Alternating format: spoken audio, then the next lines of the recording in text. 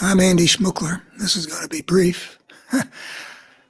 With the election coming up, I was very focused on it, but I didn't give much thought to, well, how's the stock market going to respond to things? But had I given thought to it, I would not have necessarily expected that that if Trump won, that the stock market would take off, uh, gaining hundreds and hundreds of points in the first few days after the election.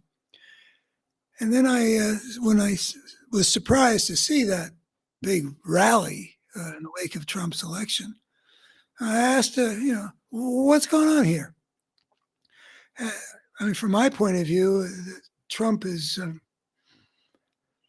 not very competent in managing things. I didn't think that, if he goes ahead with this tariff business, it's not going to work out well.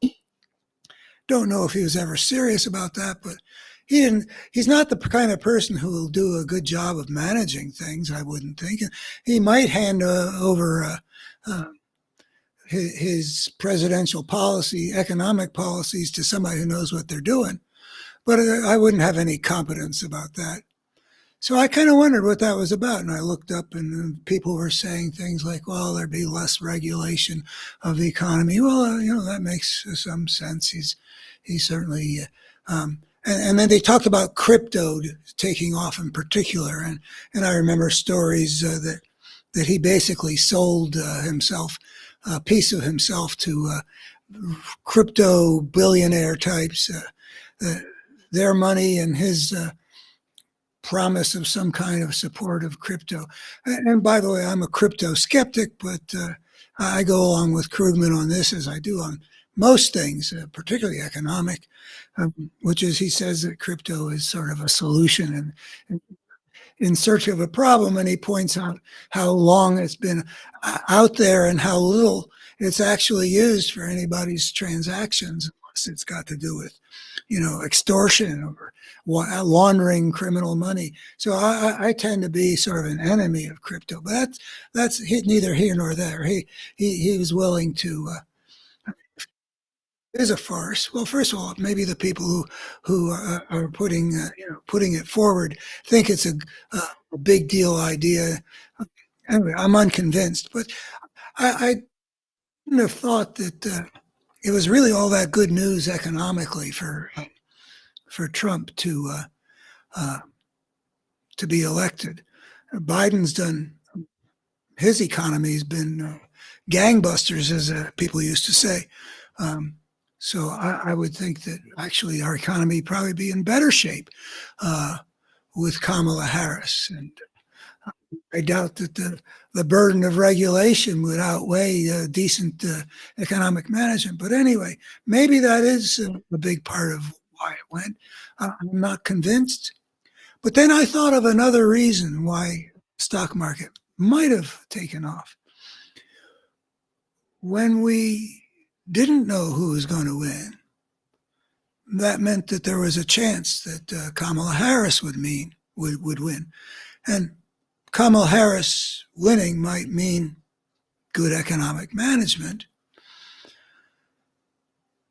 but it also might mean that we would be in for a tremendous amount of domestic intranquility that last time, the big lie and the insurrection and the attempt to overturn the election,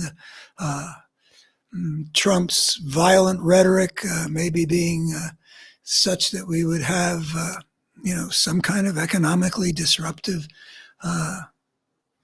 conflicts going on. I don't know, but that's what I wanted to propose, is maybe in addition to the idea that you see in the newspapers that Republicans going to, give a big tax break to maybe like big corporations and billionaires and deregulate the economy and get the IRS off their backs and stuff like that. Maybe if that's part of the picture, but also maybe part of the picture is that the stock market represents the understanding that if Trump won, we would have a peaceful transition to power.